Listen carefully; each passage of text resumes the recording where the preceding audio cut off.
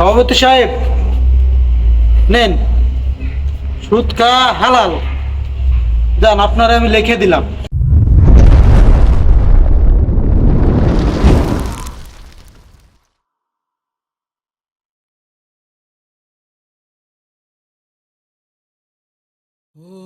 আসসালামু আলাইকুম সভাপতি সাহেব। ওয়ালাইকুম আসসালাম। সভাপতি সাহেব, এই মাসের বেতনটা তো দিলেন না। আর বেতন দেব কি? বেতন আমার দ্বারা চাচ্ছেন কেন? বেতন তো চাবেন সেক্রেটারির কাছে।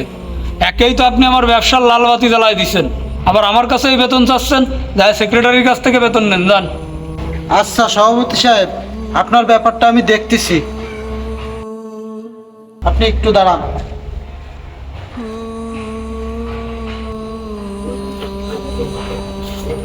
সভাপতি সাহেব নেন, সুদ খাওয়া হালাল। যান, আপনারা আমি লিখে দিলাম। ধন্যবাদ ইমাম সাহেব। এই কাজটা যদি আপনি আগে করতেন তাহলে আপনার যে আমি কি করতাম আপনি জানতেনই না। আপনার বিষয়টা আমি দেখতেছি আর দেখবানি। আপনি আর এই নিয়ে কোনো চিন্তা করেন না, যান আপনি। আসসালামু আলাইকুম। ওয়ালাইকুম আসসালাম।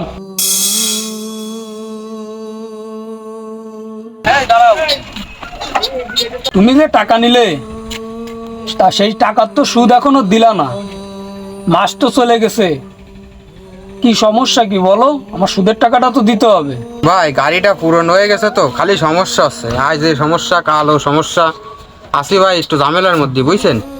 আপনারে সামনের মাসে লাভের টাকাটা দিয়ে দিবানি, পোষায় দিবানি। আপনার টেনশন নেওয়া লাগবে না, জান ভাই। ঠিক আছে ঠিক আছে, আসল দিতে পারো আর না পারো তাতে আমার কোনো সমস্যা নেই, কিন্তু আমার প্রত্যেক মাসে সুদ দেওয়াই লাগবে। কিন্তু সুদই আমি চাই। ঠিক আছে, যাও সামনের মাসে একসাথে ডবল সুদ দিয়ে দিও। 5 ওয়াক্ত নামাজ পড়ে এইভাবে সুদ খাই, নিচে টাকা বিপদে পড়ছি, দিবানি।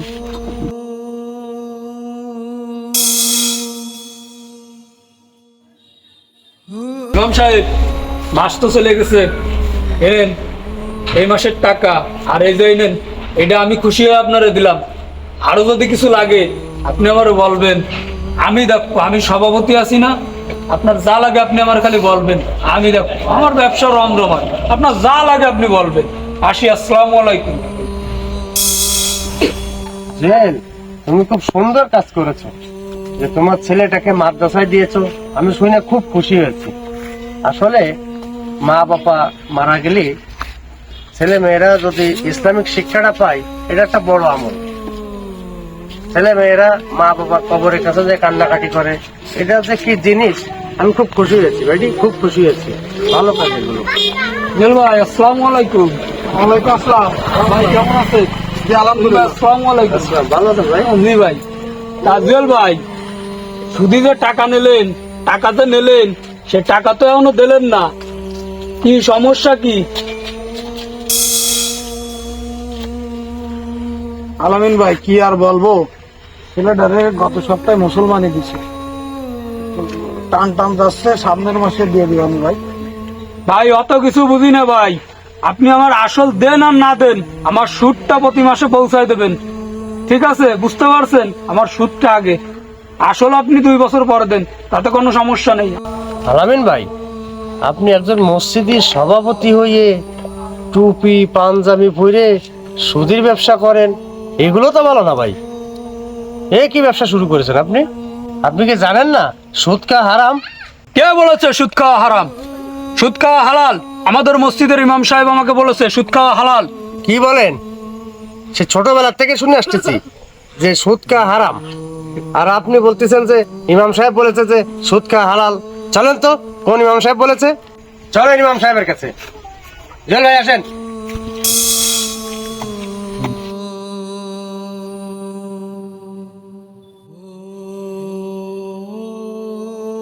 ইমাম সাহেব, একটু বাইরে আসেন তো।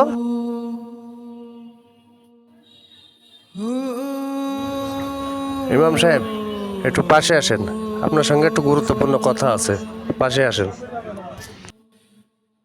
ইমাম সাহেব, সুদ খাওয়া হালাল, এটা আপনি কোন আইনে পাইছেন, কোন হাদিসে পাইছেন?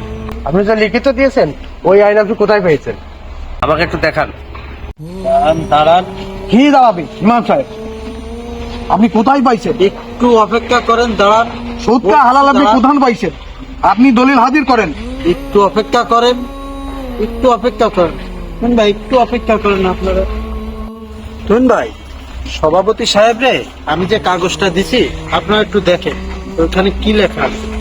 হয়তো আলামিন ভাই দেখেন, সুদকা তো হালাল। দেখেন জুয়েল ভাই। আলামিন ভাই আপনি তো ঠিক কথা বলেছেন, সুদকা হালাল। আপনি কাগজটা ঠিক মতো দেখেন ভাই। ইমাম সাহেব এ কি করেছেন?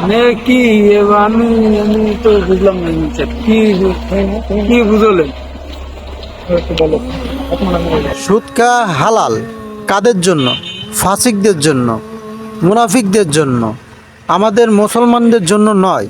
আর আপনি 5 ওয়াক্ত নামাজ কালাম পড়েন, আপনি সভাপতি মসজিদের, আপনি যদি সুদ খান তাহলে কি এটা ভালো দেখায়?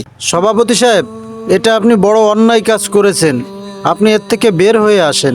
এর আগেও আপনাকে অনেকবার বুঝিয়েছি, আপনি তো আমার কোনো কথাই শোনেন না। ইমাম সাহেব, আমি আমার ভুল বুঝতে পারছি, আপনি আমাকে ক্ষমা করে দিবেন এবং আমি আর জীবনে কোনোদিন সুদ খাবো না, আর খাওয়ার চেষ্টাও করব না। আর তারপরে মনে করেন যে আপনার বেতনটা যে আমি আটকায় রাখছিলাম, এর জন্য আমি আপনার কাছে ক্ষমা চাচ্ছি। যে আপনার বেতন আপনি সময় মতোই পাবেন। সভাপতি সাহেব, আপনি তো আপনার নিজের ভুল বুঝতে পেরেছেন। চলেন, নামাজের টাইম হয়ে গেছে, নামাজে যাই।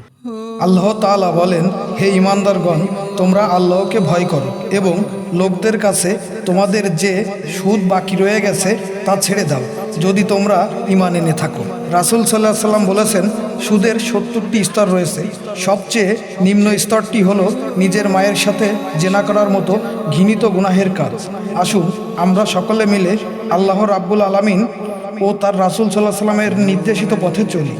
আল্লাহ আমাদের সবাইকে সুদমুক্ত থাকার তৌফিক দান করুক, আমিন। বন্ধুরা, আমাদের ভিডিওটি ভালো লাগলে লাইক, কমেন্ট, শেয়ার করবেন এবং আমাদের ফেসবুক পেজটি ফলো দিয়ে রাখবেন এবং ইউটিউব চ্যানেলটি সাবস্ক্রাইব করে পাশে থাকবেন। আপনাদের ভালোবাসা এবং সাপোর্ট পেলে আমরা আরও ভালো ভালো ভিডিও আপনাদের উপহার দিতে পারবো। ধন্যবাদ।